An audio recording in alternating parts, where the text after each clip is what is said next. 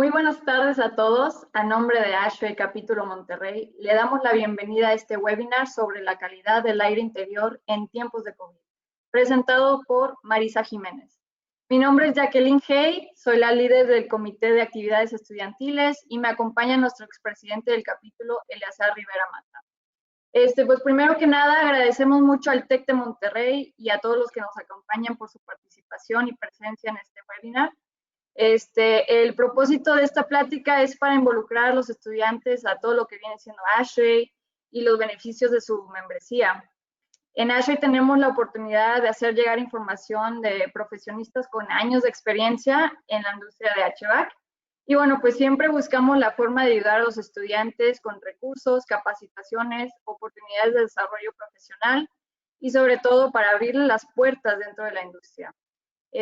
Cerraremos con Eleazar, que nos va a platicar sobre su experiencia en ASHRAE y los beneficios de los estudiantes. Les agradecemos que comenten sus preguntas durante la presentación porque al final de la plática vamos a tener una sesión de preguntas y les vamos a informar un poco sobre las becas que tenemos disponibles este mes para los estudiantes. El día de hoy nos sentimos muy orgullosos de tener a la presentadora Marisa Jiménez de Segovia. Ella es directora general y socia fundadora de AirCare de México. Asimismo, está certificada como especialista en filtros para aire. Es técnico certificado por la NAFA. Es especialista en la limpieza de sistemas de aire por la National Air Duct Cleaners Association. Además, es consultora en control de infecciones medioambientales con Consejo Americano de Certificación Acreditada. Ella es expresidenta de la National Air Filtration Association, es fellow member y orgullosamente expresidenta de ASHRAE Capítulo Monterrey. Es expresidenta de American Chamber of Commerce Capítulo Monterrey y bueno, es una profesionista que siempre está buscando el próximo reto y estamos muy agradecidos por su dedicación a transmitir sus conocimientos. Con eso los dejo con nuestra presentadora Marisa Jiménez. Marisa, te doy la palabra. Muchísimas gracias. Muchas gracias, Jackie. Gracias por la invitación. Hola, Eleazar, y pues gracias a todos los que se han reunido, gracias al TEC de Monterrey por permitirnos estar en este webinar con ustedes.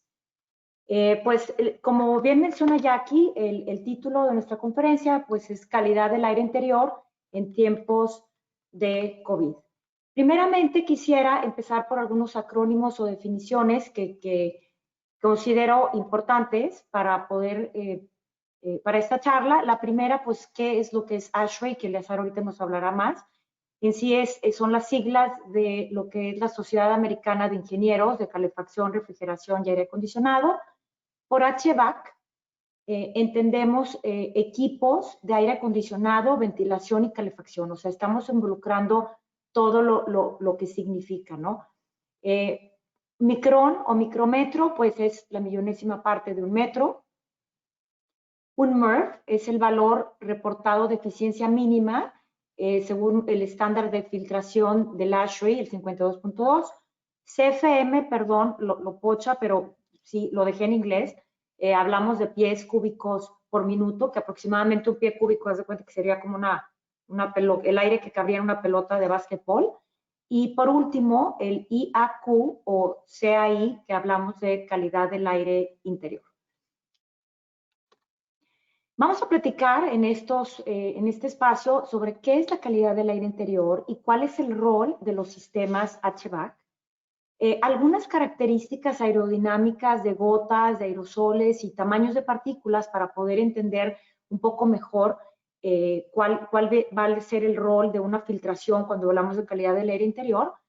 Y también en la última parte de esta charla nos vamos a enfocar en cuáles son las tecnologías para la limpieza y desinfección del aire interior, muy enfocado ahorita en los tiempos de COVID. Sin embargo, lo que ahorita vamos a ver nos sirve si es época de influenza o nos va a servir simplemente para limpiar el aire interior cuando la contaminación del aire exterior es alta, ¿no? Entonces, estas tecnologías no son exclusivas de la pandemia, sin embargo, pues hoy por hoy se convierten en más críticas. Y mi intención al finalizar de esta plática es que si ustedes en algún momento se dedican a lo que es el diseño de sistemas HVAC, pues contemplen no solamente lo que es la temperatura y la humedad como para mantener un confort, sino contemplar todo lo que tiene que ver con una limpieza del aire para poder tener edificios más sanos, ¿no? Y poder la gente que está adentro, pues, ser más productiva en la medida que te sientes mejor. Y también lo que es el control de infecciones, que hoy por hoy toma mayor relevancia, ¿no? Vamos a ver 3 tecnologías, lo que es filtración del aire, el uso de la luz germicida ultravioleta de onda corta y lo que son purificadores de aire. En primera instancia, hablaremos de lo que es la calidad del aire interior. Muchas veces cuando se diseña un sistema, yo creo que a lo mejor cuando ustedes piensan, oye, voy a pedir a alguien que me ponga un aire acondicionado, pensamos propiamente en la temperatura y en la humedad. En realidad, sí es una parte definitivamente muy importante lo que es la temperatura y la humedad, pero también tenemos que considerar otros aspectos que son también muy relevantes, ¿no? Entonces, ahorita muchas veces cuando tienes frío o calor, antes de pensar en ponerte un suéter o quitártelo, dices, voy y le muevo al termostato. El rol de los ingenieros ha cambiado, ahora el rol de los ingenieros también tiene que involucrar todo este concepto de calidad del aire interior. Miren, esta es una vista de nuestra ciudad del año pasado, viniendo de un avión, y como ustedes pueden ver, el aire exterior está muy contaminado con partículas PM10, PM2.5, y ese aire exterior también entra al interior. De hecho, entre el 40 y el 70% del aire que nosotros estamos respirando en interiores proviene del aire exterior. Pero una vez que ya entra al espacio interior, que puede entrar, si es en un edificio, pues hay compuertas de aire nuevo que te permiten entrar el aire, o en una casa puede ser infiltraciones a través de ventanas o de puertas, etcétera. Una vez que entra el aire, este aire tiende a combinarse con otros contaminantes del interior, y es justamente lo que vamos a hablar en esta charla. En primera instancia, hablamos de que la calidad del aire es la condición del aire en un espacio ocupado. Nos referimos también a la interacción de las fuentes contaminantes y la efectividad en la ventilación para diluir y remover contaminantes. Esto es muy importante porque nosotros tenemos que traer aire nuevo para poder diluir los contaminantes del interior. Si no hay una suficiente cantidad de aire nuevo para poder diluir estos contaminantes, tenemos que recurrir a otros métodos como lo que es la filtración, o muchas veces sucede que pues tienes que combinar ambos, ¿no? Si el aire exterior está contaminado y lo vas a meter al edificio, pues hay que limpiarlo antes de poderlo meter.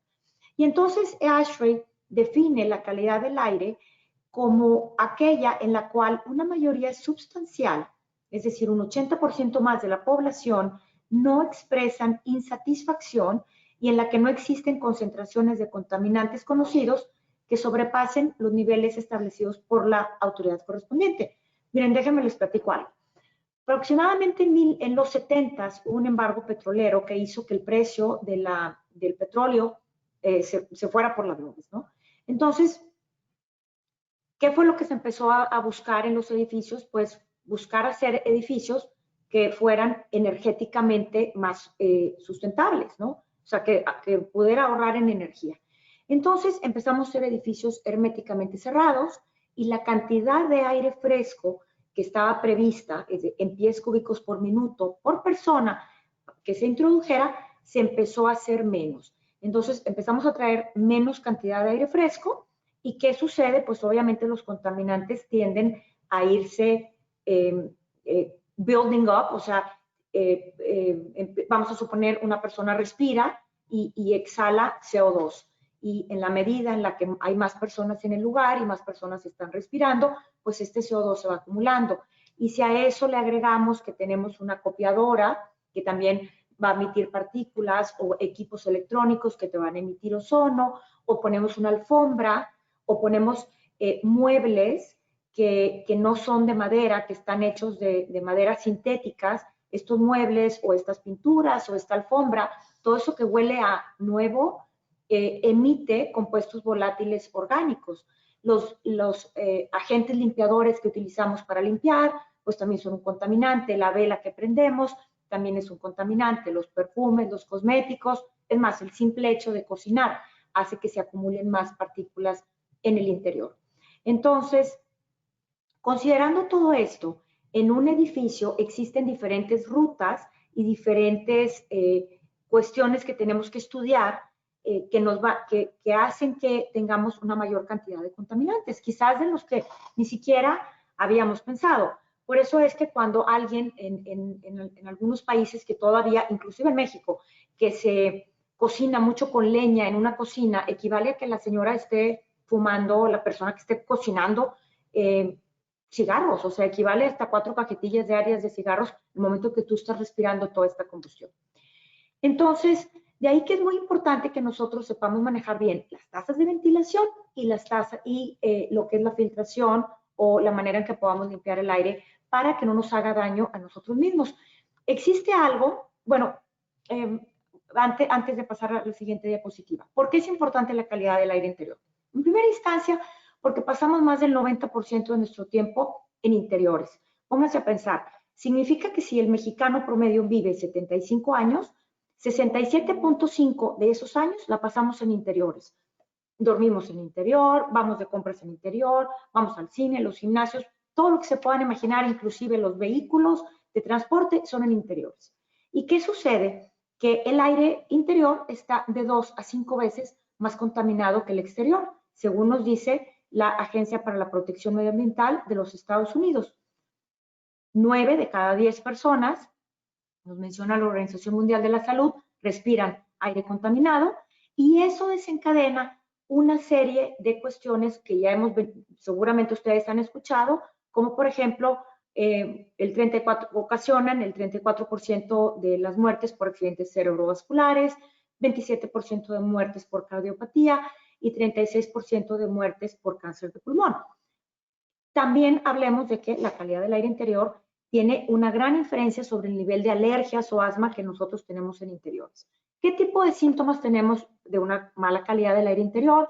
Bueno, pues puede ser irritación de los ojos o de la nariz, dolor de cabeza, fatiga, el estar cansado, el batallar para respirar, el tener problemas para concentrarse o hipersensibilidad de alergias o tener congestión nasal, tos, estornudos, náusea, mareos.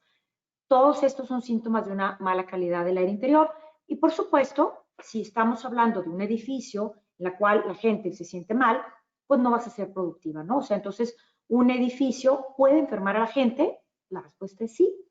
Existe algo que se llama el síndrome del edificio enfermo. Si ustedes lo buscan, van a encontrar infinidad de literatura como Sick Building Syndrome. Existen también las enfermedades relacionadas con el edificio.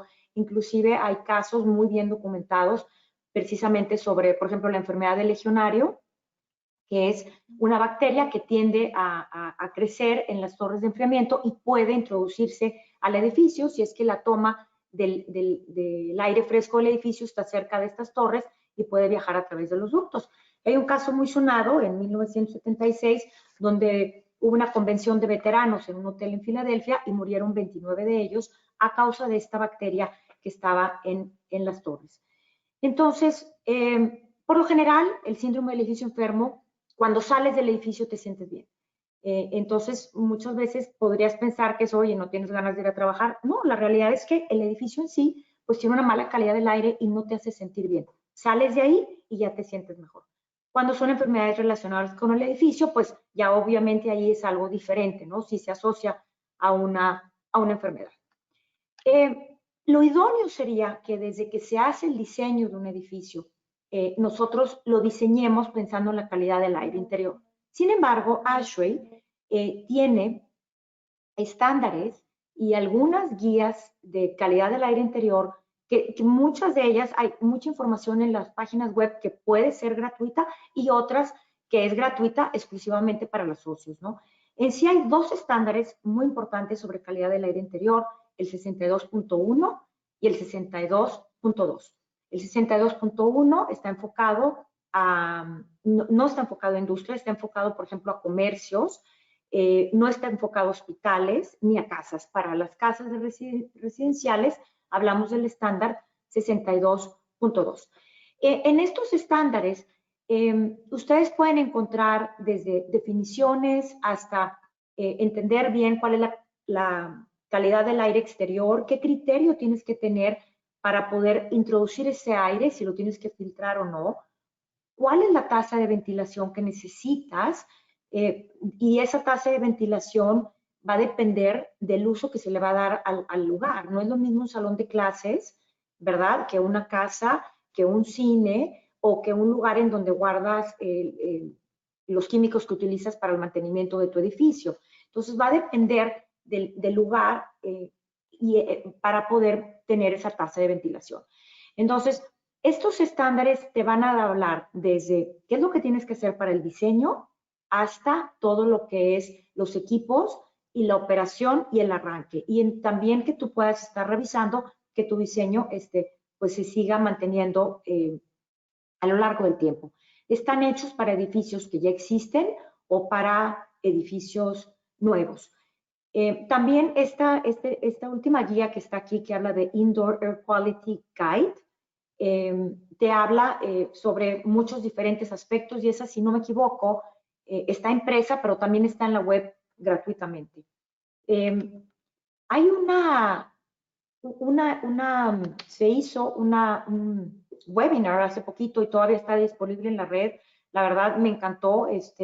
Estuvo hecho por las ramas estudiantiles en conjunto del capítulo de Argentina, Colombia y Monterrey.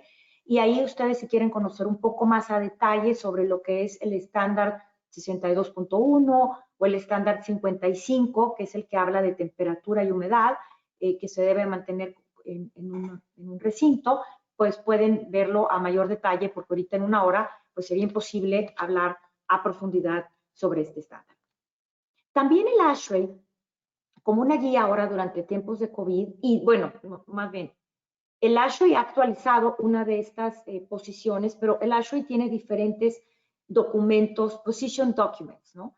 Uno de ellos es sobre aerosoles infecciosos y está disponible en la página web. Tengo entendido que no tiene ningún costo y estos dos documentos están bajo continuo mantenimiento, al igual que los estándares.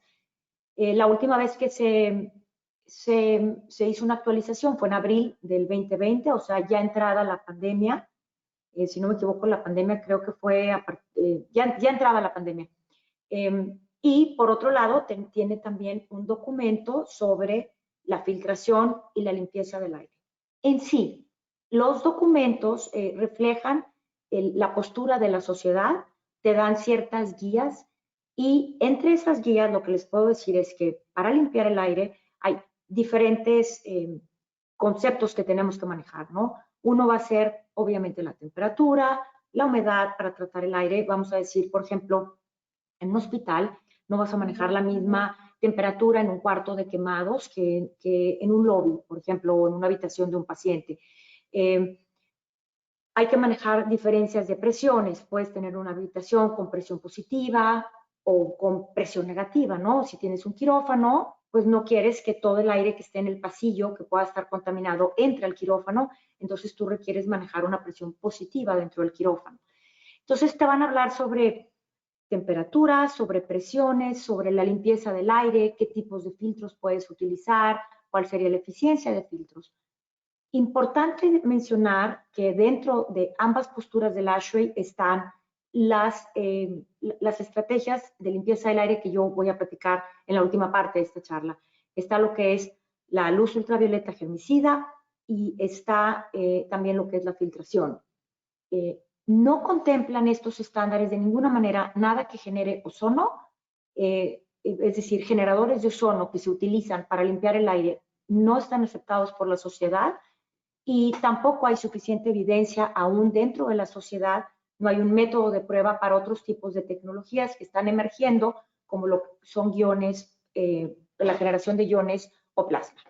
Entonces, si quieren mayor detalle, también pueden consultar estas guías. También les quiero decir que ASHRAE reconoce, tiene un task force específico para lo que es ahora, para lo que es el control de esta epidemia. Y ASHRAE reconoce que la ventilación y la filtración que provienen de los sistemas de ventilación, aire acondicionado y calefacción pueden reducir la concentración aerolizada del SARS y por ende pueden reducir el riesgo de transmisión. Y obviamente sabemos que un mal tratamiento de esto pues también nos puede ayudar a propagar otra serie de enfermedades que sabemos que sí se han diseminado a través de los sistemas de ductos. También nos dice el ASHRAE que los espacios sin acondicionamiento térmico pueden provocar estrés. ¿Qué sucedió? Cuando recién empezó la pandemia en Europa, dijeron, apaguen los aires acondicionados, no los prendan. Sin embargo, bueno, obviamente la temperatura que hay en Europa, en ciertas partes, bueno, principalmente Europa, pues lo podríamos ubicar como en la parte norte de Estados Unidos, ¿no?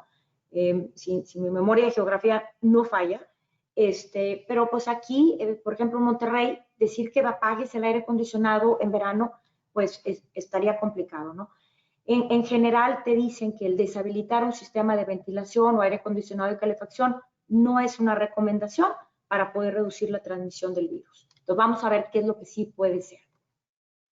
Miren, les quiero platicar de un hecho que sucedió en un restaurante en China. En este restaurante, este es uno de los casos más sonados dentro de la literatura y que ya hay si no me equivoco, ya se presentó un paper científico y creo que ya está aprobado científicamente, ya está lo que llaman peer reviewed. No me crean, al igual y está en proceso. En este caso se trata sobre una persona que visitó un restaurante y aquí ustedes pueden ver en la diapositiva, se sentó en el lugar A1 y esta persona infectó a otras 9 personas que estaban en las mesas de al lado del restaurante. Se presume que el contagio fue por las corrientes del aire acondicionado y porque tenía filtros de baja eficiencia y no tenía una tasa de ventilación adecuada. Es decir, ¿qué entendemos por ventilar? Por ventilación entendemos meter aire del exterior y extraer aire del interior, ¿no? Y que haya un buen intercambio. Entonces, no tenía ventilación. Por lo general, los climas que los mini splits no tienen o sea, solamente están recirculando aire. Y en este caso del restaurante, pues solamente hubo una recirculación del aire. Entonces, esa baja tasa de ventilación, menos de lo recomendado, se presume que fue uno de lo que hizo que este virus se propagara, ¿no? O sea, y las corrientes del aire, obviamente, se presume que también ayudaron a eso. Quiero decirles que de un estudio que hubo en China, de 7,324 casos que se estudiaron de brotes de COVID, solamente 2 fueron en exteriores. El resto de los casos fueron en interiores. De ahí que nosotros escuchemos muchas veces de que es un virus que se tiende a propagar en el interior y principalmente cuando hay mucha gente y hay una baja ventilación. Esa es la importancia que nosotros tenemos que entender de que tenemos que estar ventilando y si no ventilamos, tenemos que buscar algo más que pueda suplir esa tasa de ventilación, como lo que es la filtración o la luz ultravioleta. Miren, déjenme les platico un poquito brevemente sobre lo que es el tamaño de partículas. Un cabello humano aproximadamente mide entre 50 y 70 micrómetros. Acuérdense que dijimos que un micrómetro es la millonésima parte de un metro. Cuando hablamos de contaminación exterior, hablamos de partículas PM10, que nos referimos, por ejemplo, es el tamaño de polvo, polen, moho. PM10 son partículas cuyo diámetro aerodinámico es menor de 10 micras. Y tenemos también lo que es PM2.5, que son partículas derivadas de la combustión o de compuestos orgánicos y metales, etc. Y en este tamaño de partículas PM2.5 y menores, vamos a encontrar también lo que son partículas como hongos, virus y bacterias, que independientemente que sean biológicas o no, patógenas o no, nosotros los vamos a medir por el tamaño. Entonces, dependiendo del tamaño de la partícula, es qué tan adentro va a entrar en nuestro organismo. Las partículas grandes, como lo que es PM10, pues se van a quedar en la parte superior de nuestro sistema respiratorio. Nuestra nariz en sí funciona como un filtro. Entre más humectada está nuestra nariz, mejor funciona ese filtro, mejor se mueven la cilia que está dentro de nuestra nariz. Si la partícula es más pequeña, por ejemplo, PM2.5, como lo que sería el tamaño de una bacteria o de un hongo, va a tender a entrar más hacia la tráquea y los tubos bronquiales. Y las partículas más pequeñitas, como lo que es el PM, de partículas de PM1, como lo que son virus o nanobacterias o partículas provenientes de la combustión, van a tender a entrar al tejido pulmonar y intercambiarse en el torrente sanguíneo. De ahí que cuando tenemos una contaminación alta, es que estas partículas causan un proceso inflamatorio y es por eso que personas que tienen problemas cardíacos o problemas pulmonares tienen mayores problemas con la contaminación del aire. Entonces, considerando eso, a lo mejor ustedes van a pensar, bueno, ¿y de qué tamaño es el virus del COVID, no? El virus del COVID, aquí estamos viendo en perspectiva lo que son partículas PM10, que ya son partículas invisibles a nuestros ojos, a menos de que vengan muchas. Por ejemplo, el humo del cigarro son partículas aproximadamente de 5 micras, pero son muchas juntas y por eso las podemos ver. Tenemos también aquí lo que sería un glóbulo rojo, después partículas PM2.5, después bacterias y después ese punto miniatura que ustedes ven sería el SARS-CoV-2, que está entre 60 y 140 nanómetros. Pero esta partícula hay que mantener en mente que habitualmente no está sola. Habitualmente nosotros cuando respiramos o cuando hablamos o cuando cantamos, tienden a salir gotitas respiratorias. Y en esa gotita respiratoria va el virus. Entonces, muchas veces el virus es encontrado en partículas de 1 micra o abajo de 4 micras. En general, miren, les explico. Por ejemplo, cuando una persona estornuda, hay partículas grandes y partículas pequeñas. Algunas de esas partículas grandes tienden a caer como balísticamente cerca de ti. Por eso es que hoy nos dicen, oye, estate a 1 metro o 2 metros de la persona. Dependiendo del tamaño de la partícula, pues va a tender a caer más rápido o no. Acuérdate, si tú estás viendo la partícula, pues son partículas mayores de 10 micras. Pero hay algunas otras partículas que nosotros emitimos que son más pequeñas y que conforme entran en contacto con el medio ambiente tienden a desecarse o a evaporarse. Entonces pueden estar chiquitas y después si hay una temperatura o, por ejemplo, una humedad muy baja, pues se van a tender a ser más pequeñas. Y estas se quedan flotando indefinidamente. De hecho, se han hecho experimentos en granjas en Estados Unidos en donde detectan que un virus viaja hasta 6 millas entre una granja y otra de granjas porcinas. Se puede medir dependiendo de la velocidad del aire, etc. Entonces, aquí ven ustedes del otro lado, este es un estornudo de una persona humana. Y ustedes ven cómo llega el estornudo o los aerosoles hasta 8 metros de distancia. Por eso, hoy en día te dicen los científicos, oye, ¿sabes qué? 2 metros no es necesariamente suficiente cuando tienes una persona con síntomas, ¿no? Entonces, quiero explicarles, por ejemplo, para entender bien esto entre una gota y entre un aerosol. La Organización Mundial de la Salud te dice que los aerosoles son aquellos que miden menos de 5 micras, aunque ahorita hay un debate en que te dicen, oye, no es grandes y pequeñas, ¿no? Sino que se ve como un continuo, como esta nube que yo les presento aquí. Si pensabas en un Windex y echas un spray, esas serían esas partículas grandes, esas que te dicen, oye, si estás cerca de la persona, te pueden caer directamente en los ojos, en la nariz o en la boca o en una superficie, ¿no? Y por el otro lado sería como, por ejemplo, el humo que sale de un humidificador o cuando alguien está fumando. Esa partícula sólida o líquida que está flotando es un aerosol.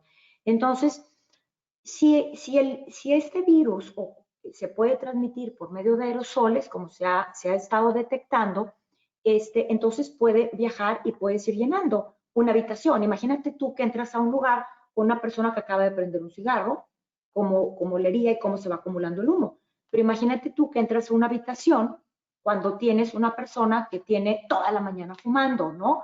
Se va acumulando eso. Entonces, ¿qué necesitarías hacer? Pues hay que ventilar, hay que sacar ese humo, ¿no? En los hospitales se ha detectado, hay diferentes hospitales, aquí traje solamente una investigación en particular, en donde han detectado principalmente el virus en el piso y en las rejillas de extracción. Y han encontrado también el virus, lo han logrado extraer del aire y cultivar o sea, poner en un laboratorio y encontraron que podía infectar otras células. Entonces, en hospitales que obviamente es diferente a un salón de clases, a una casa, etcétera, han logrado poder detectar el virus del SARS. Se habla de 3 horas, de 16 horas, y que lo han logrado detectar hasta 5 metros de distancia de donde está el paciente. De ahí la importancia de poder estar limpiando el aire. Y este es algo que ya se ha reconocido a partir del mes de julio, y en agosto se reconoció por la Organización Mundial de la Salud la transmisión por aerosoles, y también recientemente el doctor Fauci, que es un doctor de Estados Unidos, que maneja todo lo que es esto de la pandemia. Recientemente, si no me equivoco, septiembre 10, habló de que reconocen que la transmisión por aerosoles tiene un papel importante. Entonces, ¿qué podemos hacer para poder limpiar y desinfectar el aire interior? Miren, apegándonos a lo que es el ASHRAE, a los documentos del ASHRAE y a todas las tecnologías que tienen un método de prueba científico, es decir, no que hables de que, oye, yo te traigo una literatura y te digo que funciona muy padre mi producto, sino que sean productos que tengan un método de prueba en laboratorios independientes. Vamos a hablar en sí de 3 estrategias que se pueden utilizar, y ojalá que esto también puede servir para su casa, para el salón de clases, para la oficina de sus papás, etcétera, ¿no?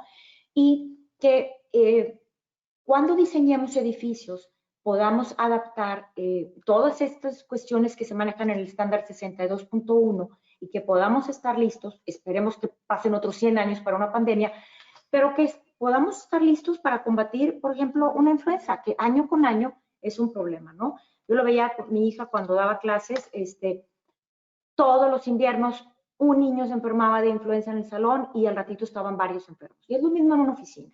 Entonces, y no te vayas tan lejos con la influenza, pensemos en alergias.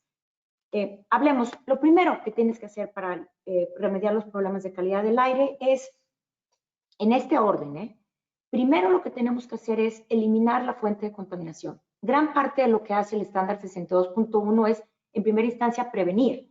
Es decir, si yo tengo una salida de extracción de uno de los, vamos a suponer, del estacionamiento del edificio, pues no quiero tener una toma de aire fresco cercano a esa salida de extracción. Entonces, dentro del estándar te dice, lo primero vamos a eliminar la fuente de contaminación. Entonces, si tú conoces cuál es el origen del problema, lo vas a poder controlar. Por ejemplo, en el mantenimiento del sistema del aire acondicionado, hablar de que tengas los ductos limpios, estés cambiando los filtros en tiempo, que no crezcan hongos dentro del sistema de aire acondicionado, que tengas, por ejemplo, zonas de fumar y no fumar, o yo diría en general de no fumar, que tengas bien establecidos los sistemas de extracción, o si tienes mobiliario nuevo, una alfombra nueva, por ejemplo, pues que dejes las ventanas abiertas para que todos esos gases que están saliendo pues se puedan diluir, ¿no? Entonces, lo primero que tratas de hacer es prevenir. Es como si tuvieras, no sé, por ejemplo, tienes un lugar que huele feo porque tienes un bote de basura adentro, pues en lugar de andarle echando desodorante o abriendo la ventana, vas a buscar sacar la basura, ¿no? Entonces, primero, vamos a buscar eliminar la fuente.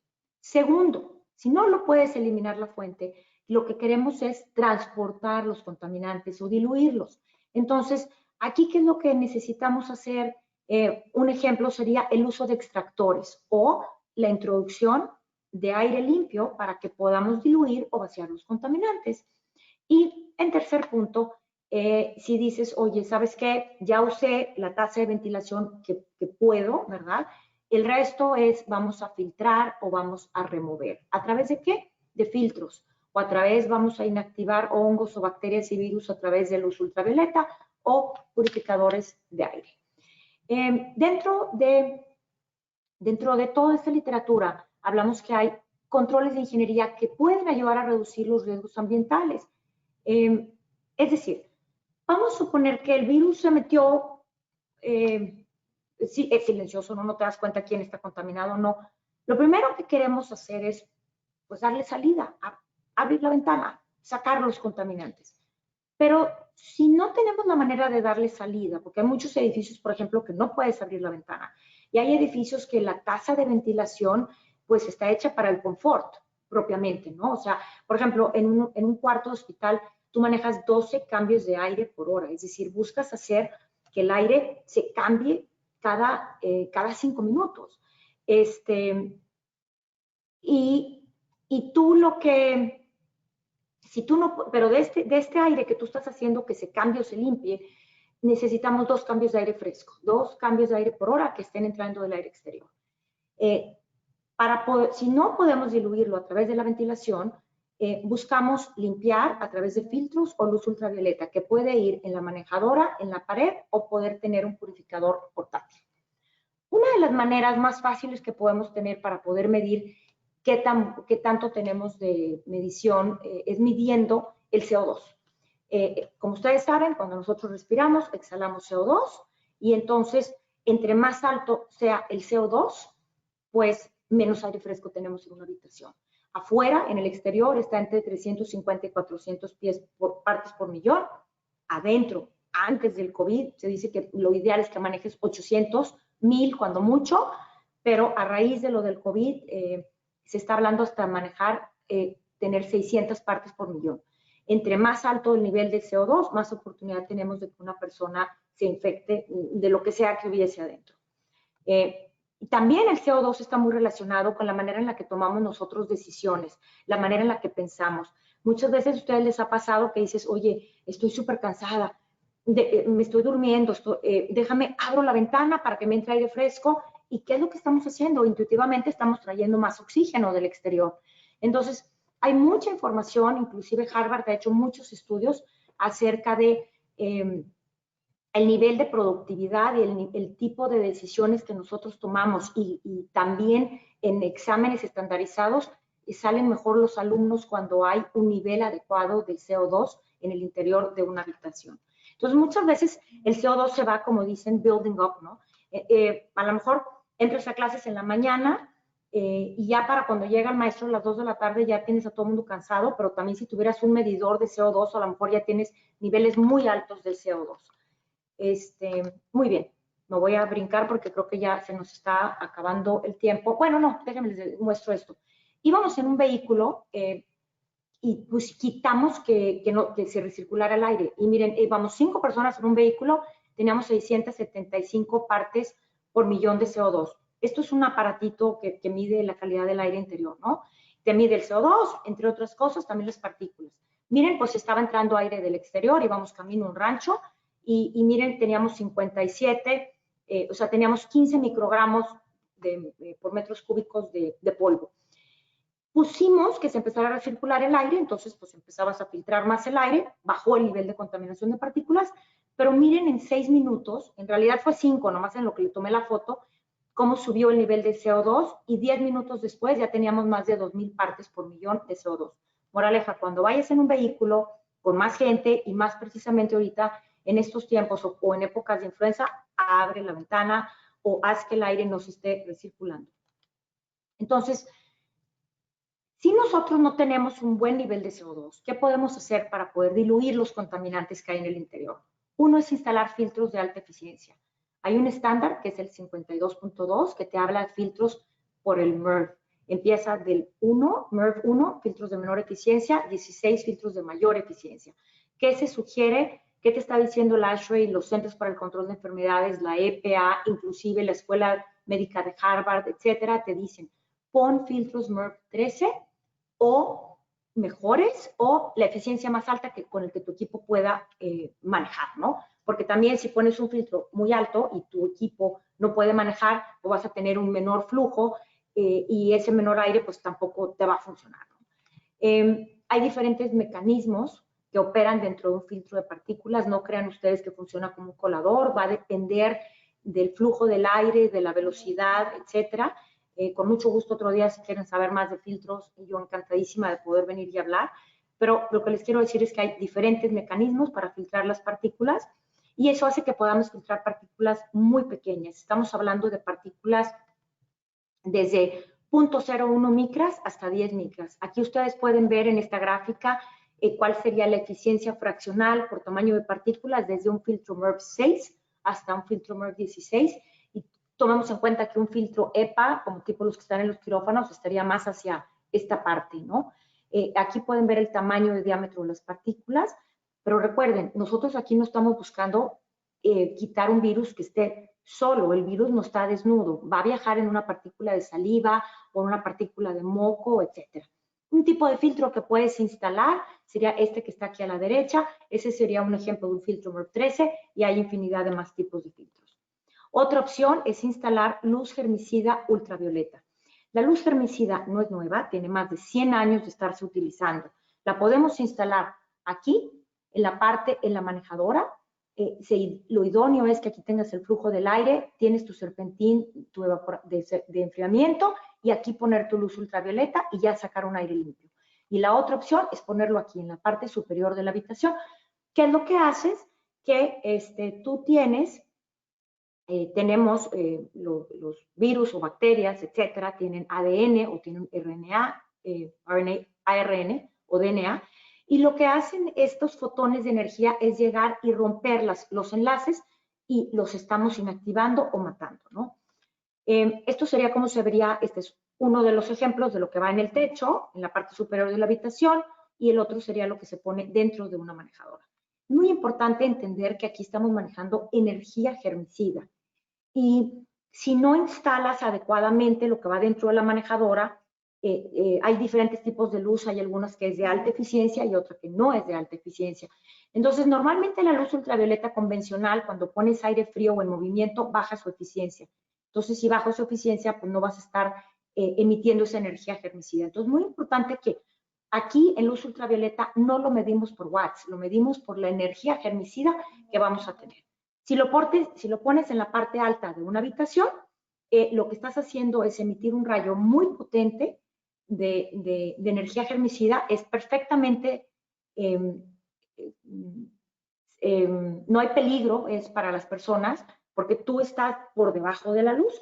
Entonces, existe por las corrientes que se dan naturales de convección del aire, los contaminantes están en continuo movimiento, el aire caliente sube y entonces se inactiva en la parte superior y luego baja limpio. Aquí podemos tener un ejemplo, esto es instalado en un restaurante. Les quiero decir que hace mucho este tipo de luz se instaló por mucho tiempo en colegios. En los años 30, 40, cuando no había suficientes antibióticos para la tuberculosis que ha matado millones de personas, cuando no había tampoco vacunas contra el sarampión o la varicela, se utilizaba mucho en salones, salones de clases. En la medida en la que tuvimos vacunas y tuvimos antibióticos, pues se dejaron de utilizar en salones, pero no se dejaron de utilizar en hospitales. En hospitales en Estados Unidos es una práctica muy común que las habitaciones tengan esto en la parte superior. ¿Y qué es lo que estás haciendo? Estás desinfectando el aire de inmediato, no te tienes que esperar a que pase a través del aire acondicionado. Este sería un ejemplo de cómo se vería por la parte superior. Este es un proyecto que hicimos con una empresa que hizo módulos de COVID. Instalamos esta luz, recién empezó la pandemia, y también instalamos luz ultravioleta en las manejadoras, ¿no? Esto, si lo verías arriba, son estos aros de energía que se generan y así puede ser, aquí está la instalación de estos módulos que hicieron en un tiempo récord, ¿no? 5 días, entiendo. Otra opción es instalar la luz ultravioleta en el equipo de aire acondicionado. Y cuando lo instalas en el equipo de aire acondicionado, pues al momento que estás pasando el aire es cuando lo vas a inactivar. Y también es muy importante que aquí lo calculemos, sabemos cuánta es la energía que se requiere para matar, para inactivar, mejor dicho, lo que es el virus del COVID. Y si lo pones en el aire acondicionado, además de todo, te vas a ahorrar en energía. ¿Por qué? Porque vas a mantener este serpentín limpio, que este serpentín en la medida en la que esté limpio, pues va a tener un mejor intercambio de calor y vas a gastar menos energía, vas a tener que estarlo limpiando menos seguido y aparte vas a tener un aire libre de hongos, bacterias y virus. Aquí ven un ejemplo, me gustó mucho, la adapté del Washington Post. Esto era un ejemplo para un salón de clases y aquí tienes donde se está retornando el aire, tienes la entrada de aire nuevo, aquí tienes un filtro Y lo que aquí la sugerencia es, tienes un filtro para las partículas del aire exterior. Y luego, dentro de tu manejadora, manejas un filtro de alta eficiencia y luz ultravioleta para poder estar suministrando un aire limpio. En este caso, este era un salón de clases. Entonces, es importante que sepamos que tienes que calcular bien la energía que se va a utilizar para tu serpentín. Y por último, tenemos la opción de tener purificadores de aire. Vamos a decir, oye, ¿sabes qué? Tenemos mini splits, no podemos poner filtros MERV 13 en el aire acondicionado, no tengo espacio para una luz ultravioleta, etcétera. Otra opción es purificadores de aire. Aquí lo más importante es entender. El purificador de aire, al igual que el filtro, te puede limpiar, remover lo que son los virus.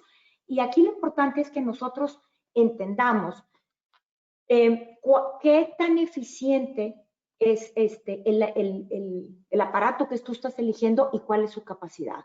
Porque si tú no tienes algo, si tú no tienes un purificador potente, tienes un purificador muy pequeño, tienes un salón, un área grande, pues de nada te va a servir.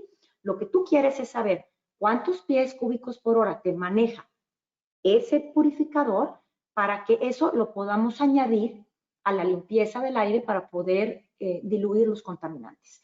Entonces, lo idóneo sería mínimo, por ejemplo, para un salón de clases, es tener 5 cambios de aire por hora, pensando que tienes aire fresco que está entrando y el resto que sea un suplemento que lo puedas hacer con el purificador. Y también ese suplemento de aire, de cambios de aire por hora, lo podemos utilizar, por ejemplo, con luz ultravioleta. Una luz ultravioleta te puede manejar hasta 24 cambios de aire por hora en el equivalente para poder ventilar.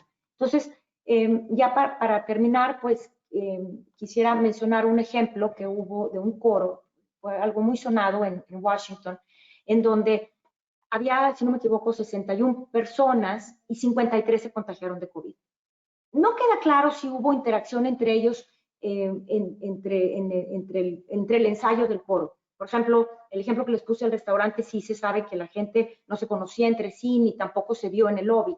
En este caso puede ser que haya habido otra serie de contactos, pero el hecho de que más de 80 personas se contagiaran en un lugar en donde ellos dicen que tenían la sana distancia, etcétera, a través de un modelo matemático, que, híjole, perdón, no sé por qué no aparece aquí el pie de página, pero se los mando con mucho gusto, porque en este modelo matemático tú puedes meter diferentes variables y ver cómo puede bajar el riesgo. Entonces dicen, oye, si incrementaran la ventilación a tener 3 cambios de aire por hora, ¿cuánta gente se hubiera informado? Por ejemplo, a lo mejor se hubiera bajado una tasa de contagio a un 50%.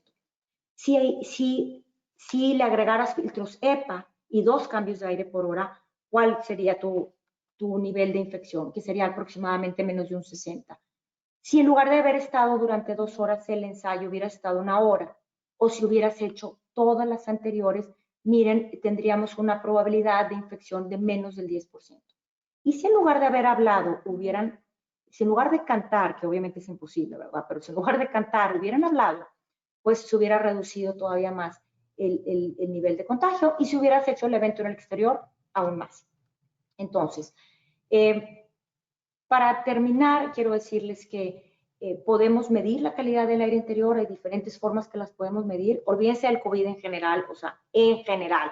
Podemos medir partículas PM2.5, compuestos volátiles orgánicos, temperatura, humedad, CO2, monóxido de carbono, ozono, benceno, formaldehído, etcétera. Hay infinidad de cosas que podemos hacer para medirlo, podemos poner sensores, te puede llegar una información a tu computadora, puedes hacer que automáticamente con el Internet of Things se prenda un purificador o se abra una compuerta de aire fresco. Hay infinidad de cosas que se pueden hacer y cada día tenemos más económica esta tecnología con la cual lo podemos medir. Y bueno, pues hasta aquí llega mi presentación. Les agradezco muchísimo su atención. Quiero terminar con la perspectiva de un panelista que es un científico que ha hecho muchas investigaciones en cuestión de aerosoles y que entendiendo lo que es el COVID, él te dice, oye, si puedes hacer algo afuera, es mejor que hacerlo adentro. Si puede durar menos tiempo, es mejor que dure más tiempo. O sea, si estás menos tiempo con una persona infectada a que estar mucho tiempo. Tener un cubrebocas es mejor que no tenerlo. Estar a distancia es mejor que estar cerca, ¿no? Porque independientemente si es un aerosol o no, pues obviamente, si, por ejemplo, si tú estás con alguien que está fumando, pues te llega más el humo si está cerquita que si está lejos. Si hay poca gente, es mejor que hubiera mucha. Si estás en silencio, es mejor que estar hablando. Es decir, si tú subes un elevador, oye, contaminamos menos si estamos callados. Si te vas a tomar una foto, todo el mundo tenía cubrebocas, si quieres la foto sin cubrebocas, quítatelo y tómate la foto, pero pues no hables, te lo quitas y tomas la foto y luego ya te lo vuelves a poner. Obviamente, si estás respirando normalmente en lugar de hacer ejercicio, pues es menos riesgo de contagiarte y el riesgo para contagiarte en interiores se puede minimizar si seguimos todo lo que acabamos de hablar, mejorando lo que es la ventilación y lo que es la filtración del aire. En sí, pues les quiero dejar que es importantísimo manejar una buena calidad del aire interior para proteger la salud de los ocupantes, para proveer confort, mejorar la productividad de la gente. Acuérdense ustedes, cuando se sienten bien, pues eres más productivo, ¿no? Y tener edificios sanos. Y de ahí, pues pasamos a ver si tienen alguna pregunta, con mucho gusto estoy para contestarla. Excelente trabajo, Marisa. Muchísimas gracias por la plática. Ahora sí vamos a pasar a la sesión de preguntas. Veo que tenemos varias preguntas de nuestros asistentes.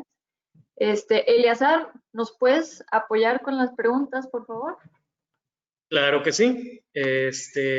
No sin antes nuevamente agradecer a Marisa. Marisa, siempre es un gusto escucharte, siempre aprendemos algo nuevo y sobre todo puedes transmitir muy bien la información.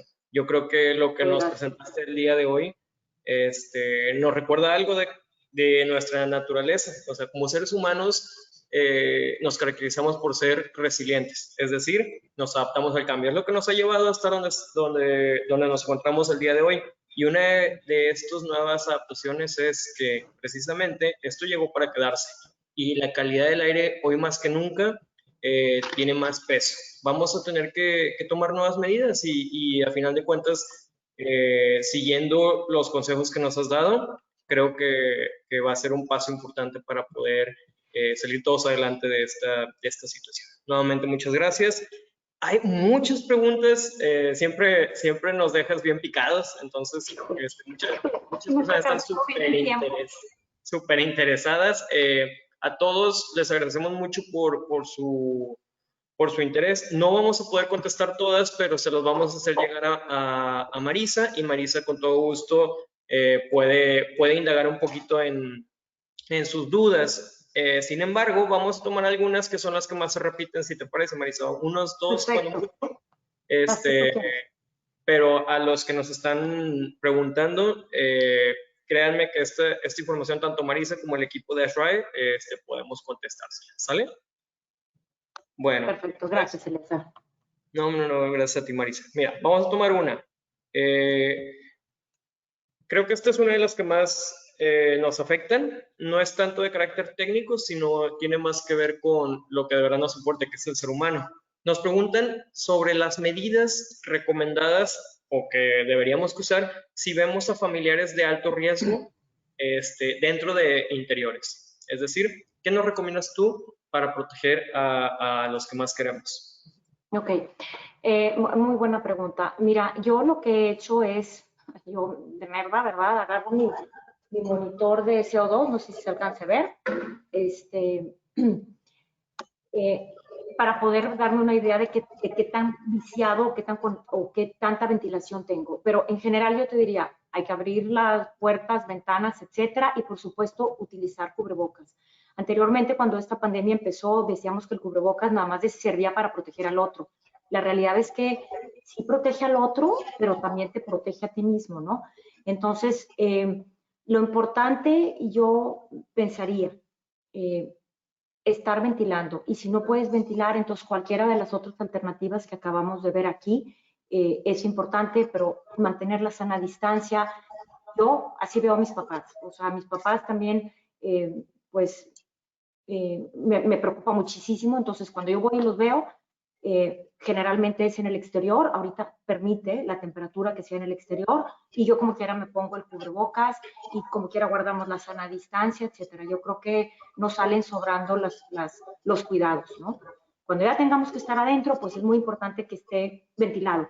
Si tú estás midiendo el CO2 y estás en el interior y está alto, pues lo idóneo sería abrir la ventana. A lo mejor 3 pulgadas es suficiente o abrir lo más que puedas. Sin embargo, en un momento dado, si no puedes bajar el CO2, puedes poner tu luz ultravioleta o puedes poner un purificador de aire y eso te va a ayudar a poder eliminar el virus. No te va a bajar el CO2, pero sí te va a ayudar a estar eliminando bacterias, hongos o virus de que haya en el medio ambiente. Excelente. Hay que usar el cubrebocas siempre, la verdad. No se confíen, porque este virus no te da aviso, o sea, no sabes que lo tienes cuando ya lo estás contagiando. No, estoy de acuerdo contigo y creo que la mayoría de las posiciones internacionales concuerdan con lo mismo. No hay prevención que sea de más, entonces creo que hay mucho por hacer también en este tema. Tenemos otra pregunta, esta es de las que más han repetido. ¿Hay datos duros sobre dónde es mejor, bueno, en cuanto a la ubicación de la luz ultravioleta o la radiación germicida en este caso, más propiamente dicho? ¿Hay datos duros sobre dónde es mejor su ubicación o dónde tiene más efectividad? Es decir, dentro de la máquina, en la UMA, ponerla sobre la parte de arriba de las instalaciones, a la salida, no sé, todas esas partes. ¿Hay datos duros que nos puedan decir algo de eso? Sí hay muchos datos, o sea, ASHRAE tiene todo un capítulo para luz germicida. Yo lo que te podría decir es que hoy por hoy, más que nada, el enfoque para control de infecciones es instalarlo en la parte superior de la habitación, porque tú de esa forma estás desinfectando el aire de una manera inmediata. Lo pones en la manejadora, tú te tienes que esperar a que ese aire pase a través de la manejadora, ¿no? Entonces, muchas veces nosotros ponemos el aire acondicionado y no está el abanico en on. Entonces, no siempre estás teniendo esa recirculación de aire que tú quisieras.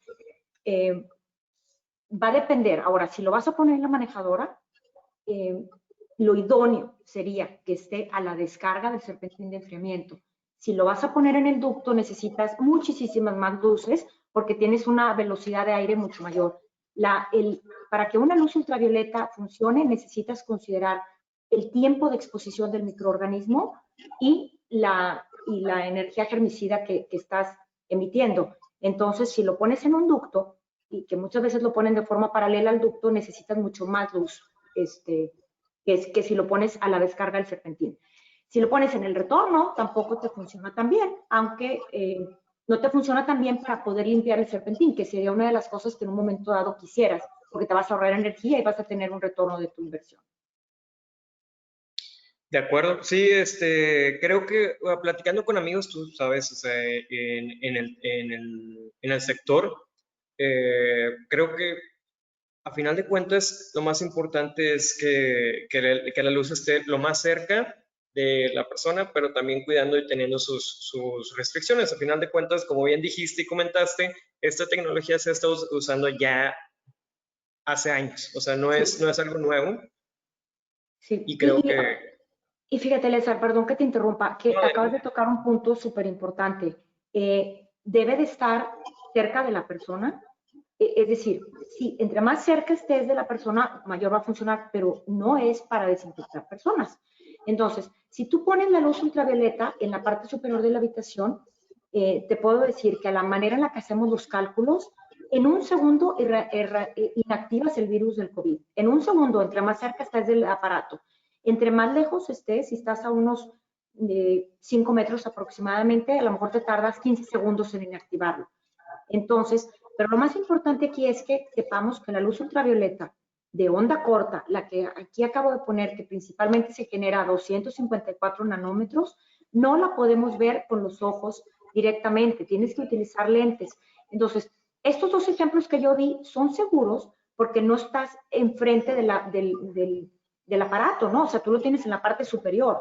Sin embargo, si se utiliza la luz ultravioleta para limpiar una superficie, porque ahí venden wands que se utilizan para limpiar superficies, o utilizas un tipo robot para que entre a una habitación, entonces necesita no haber nadie en la habitación. Eso es bien importante que lo mantengamos en mente.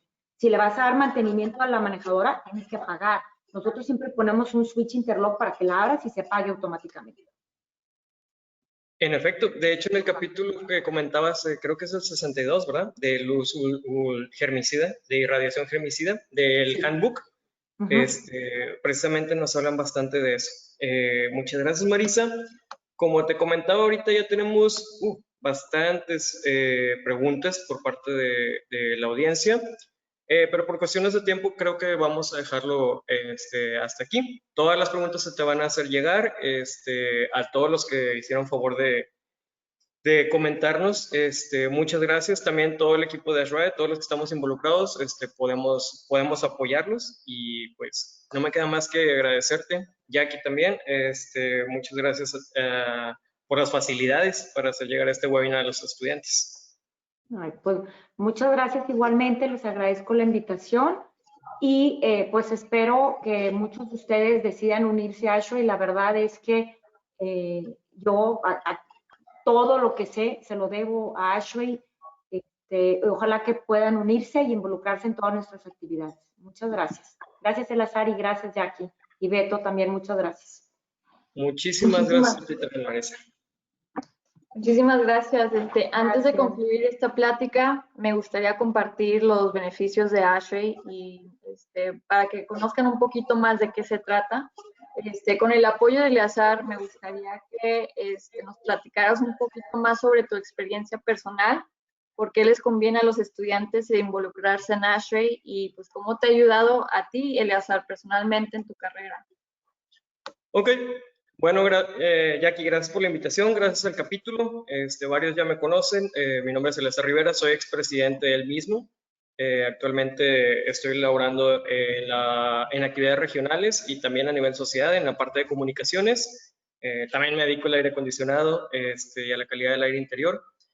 Mi exposición con ASHRAE empezó precisamente justo concluyendo mi etapa universitaria. Además de los beneficios tangibles, que son la adquisición de estándares, la adquisición de buenas prácticas, ser un miembro activo de ASHRAE. ¿Qué es un miembro activo? Es un miembro que se involucra con su capítulo, es un miembro que está participando, un miembro que está dentro de comités. Me dio exposición temprana al sector del aire acondicionado. Eso indudablemente me ayudó a conocer a profesionistas muy expertos en el tema, como en este caso, por citar un ejemplo, Marisa, tienes una exposición temprana terminando tu carrera que te permite tener habilidades, tanto habilidades suaves como también habilidades que no encuentres en tu etapa universitaria. Entonces, para resumir esa parte, mi experiencia con ASHRAE es muy gratificante hasta el día de hoy. Llevo 7 años de voluntario y creo que esto no va a terminar, ¿verdad? Me acercó a grandes amistades, a todos los colegas, a todos los que me ayudaron también en mi periodo como presidente del capítulo de Monterrey. Todos los considero amigos, inclusive esta familia.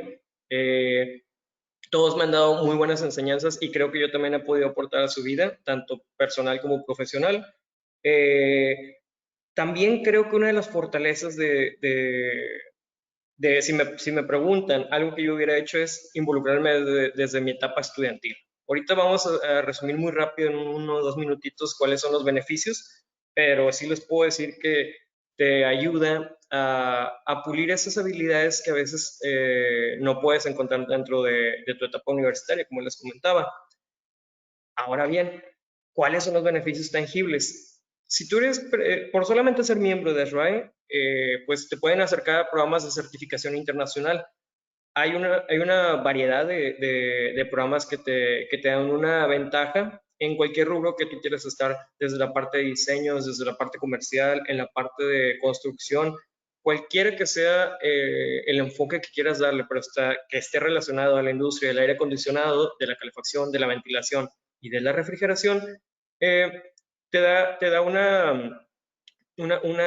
como quien dice, una ventaja con los otros profesionistas. Asimismo, el capítulo de SRAE Monterrey es reconocido internacionalmente por su capacitación técnica. Nuestros programas son mundialmente reconocidos y, como yo comentaba en mi etapa también presidencial, una de nuestras responsabilidades como profesionales es mantenernos constantemente en capacitación, es decir, no dejar de estudiar. La capacitación técnica brindada por el capítulo es muy buena y te acerca a esos profesionales, te da un atajo en muchos retos y proyectos que te vas a topar en tu vida futura. Tienes recursos como estándares, guías, normas, diseños, cálculos, es decir, tienes todas esas herramientas que te pueden dar ventajas y que te pueden apoyar también dentro de tu vida profesional. Otra cosa es el networking, como les comentaba, al tú participar en las actividades de SRAE, obviamente, y con esta nueva realidad, la ventaja que tenemos son los webinars y esta versión de colaborar o de interactuar de una manera virtual, pero el networking es muy importante.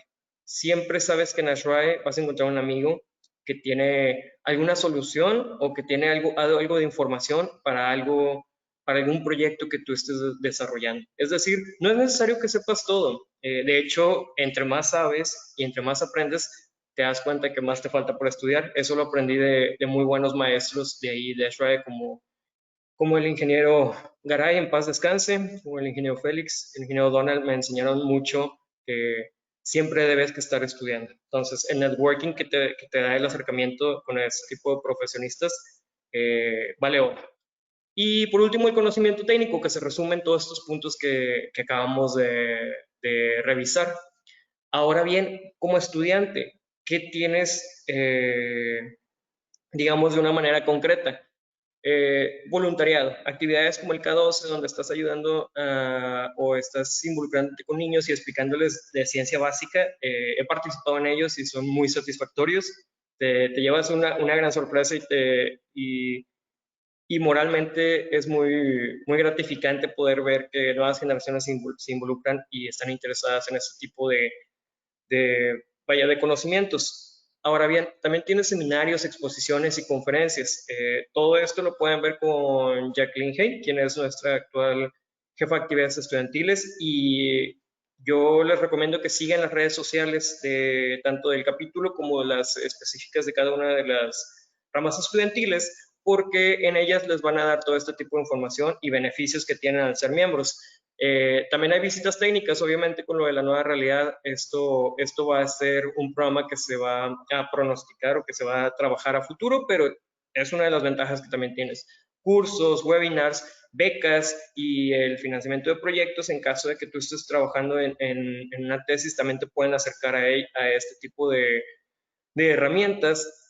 Hay competencias internacionales de diseños donde tú, previo a tu experiencia laboral, te puedes ir involucrando. Eso es bastante interesante y sobre todo es muy bien valorado por el mercado. Entonces, desde que tú estás en una etapa de estudiante, trabajar en este tipo de competencias te da una ventaja contra los demás que vayan a salir al mercado.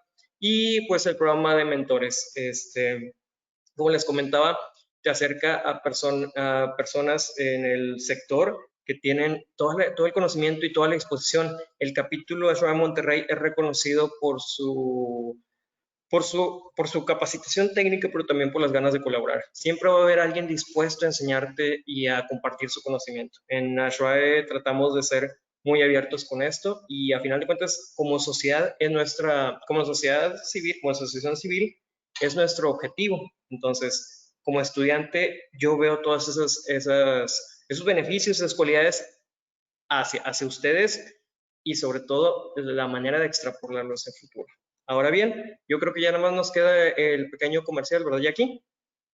Hablando de capacitaciones, vamos a tener el día 24, 25 y 26 de septiembre la jornada de capacitación técnica en aire acondicionado, ventilación y refrigeración. Esas son las siglas de nuestro sector, HVACR.